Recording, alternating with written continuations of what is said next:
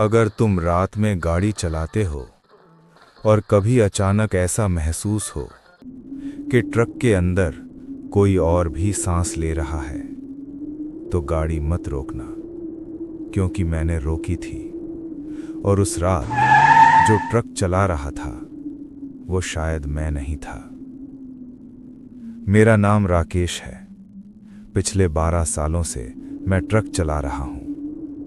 Highway मेरे लिए डर की जगह नहीं था, ये मेरी रोजमर्रा की जिंदगी थी। लेकिन वो रात बाकी रातों जैसी नहीं थी। दिल्ली से नागपुर का रास्ता था, लोड पूरा था, ट्रक सही हालत में था। रेडियो पर पुराने गाने चल रहे थे। रात के करीब 2:30 बजे थे। हाईवे पर सन्नाटा था, इतना सन्नाटा कि ट्रक के इंजन की आवाज कानों में चुभ रही थी। मैंने आदतन रियर मिरर में देखा, सब ठीक था।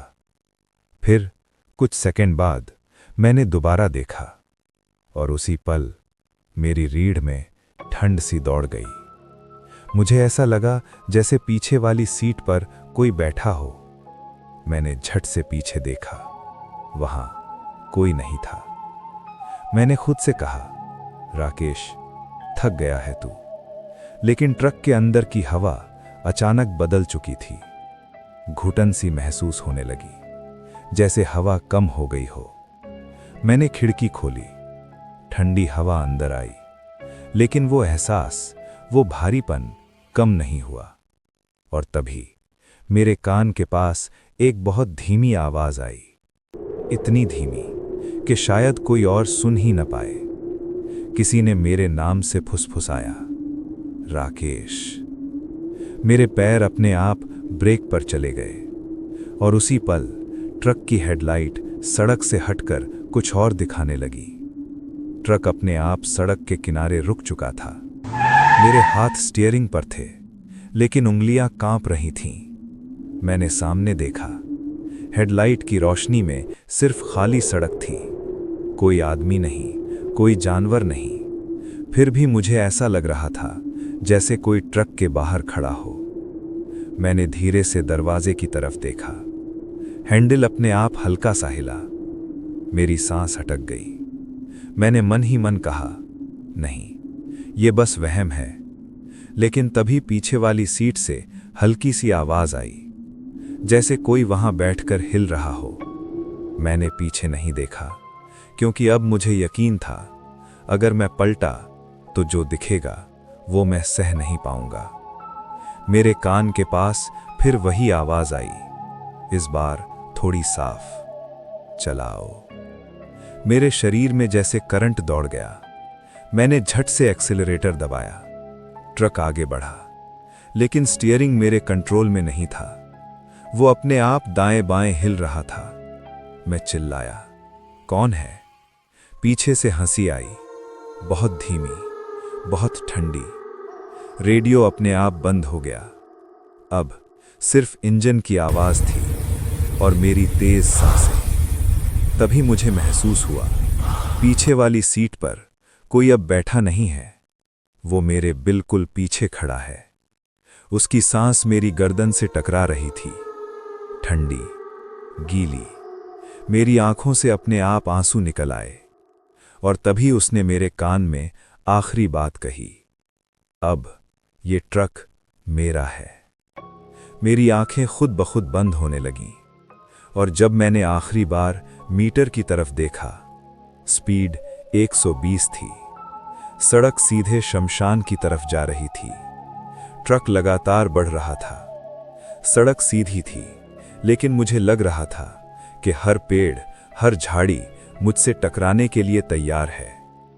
मैंने देखा, पीछे वाली सीट खाली नहीं थी, कोई बैठा था, लेकिन चेहरा मेरे जैसा था। वो मेरी परछाई नहीं थी, वो मैं था, लेकिन आंखें अजनबी थीं। मैं चिल्लाया, तुम कौन हो? क्यों मेरे साथ हो? वो मुस्कुराया और फिर धीरे से कहा, जो तुमने 3 साल पहले किया वो अब सबको पता चलेगा। मेरे दिमाग में यादें दौड़ गईं। 3 साल पहले एक आदमी सड़क पार कर रहा था। मैंने ब्रेक मारा था, लेकिन देर हो चुकी थी। मैंने उस रात किसी को नहीं रोका, किसी को नहीं बताया, और अब उस गलती की सजा मेरे सामने थी। ट्रक अब धीरे धीरे शमशान की ओर मुड़ रहा था। मैंने मन ही मन कहा, यह नहीं हो सकता, मैं अभी मरने वाला नहीं हूं। लेकिन पीछे वाला मेरे चेहरे को देख रहा था। हर मुस्कान मेरे डर को और बढ़ा रही थी। मैंने ट्रक रोकने की कोशिश की, लेकिन एक्सीलरेटर मेरे हाथ में नहीं था। वो मेरी तरफ झुका और धीरे से कहा, अब कोई रास्ता नहीं है, ये सड़क हम दोनों की है। मेरे कान में फिर वही गहरी आवाज गूंजने लगी, तुम पीछे नहीं हट सकते, मैं तुम्हारे साथ हूं। ट्रक की हेडलाइटें जंगल की परछाइयों को और लंबा कर रही थीं। हर पेड़, हर झाड़ी सांस लेने जैसी आवाज निकाल रही थी। अचानक मैंने देखा, पास के दरख्त पर सांसें हवा में थिरक रही थीं, और फिर वो चेहरा मेरे दिमाग में जगमगाने लगा। मेरी हिम्मत जवाब दे रही थी, लेकिन मैं जानता था इस ट्रक से बचना अब नामुमकिन था। पीछे वाला मैं धीरे धीरे आगे बढ़ रहा था, और तभी ट्रक का इंजन रुक गया। लेकिन रुकते ही सन्नाटा और घना हो गया।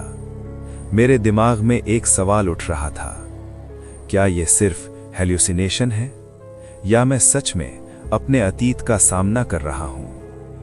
ट्रक अचानक हवा में थम गया। सड़क खाली थी, जंगल खामोश, लेकिन पीछे वाली सीट पर वो मैं अब हिल रहा था। उसकी आंखें मेरी आंखों में अदृश्य ताकत की तरह घुस रही थीं। मैं चिल्लाया, तुम कौन हो, क्यों मेरे साथ हो? वो मुस्कुराया, धीरे धीरे, मैं वही हूं जो तुमने बनाया था।